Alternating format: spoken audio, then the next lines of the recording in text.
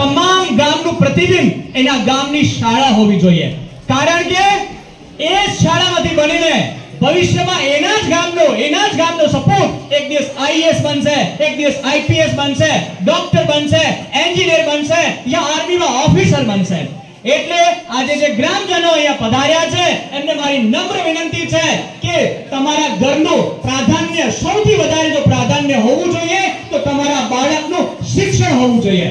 અમે સરસ્વતી હાઈસ્કૂલ મોહેદના તમામ સ્ટાફ, અમારું મેનેજિંગ ટ્રસ્ટ પણ તમારા બાળકના શિક્ષણની પ્રગતિ માટે અમે કટિબદ્ધ છીએ।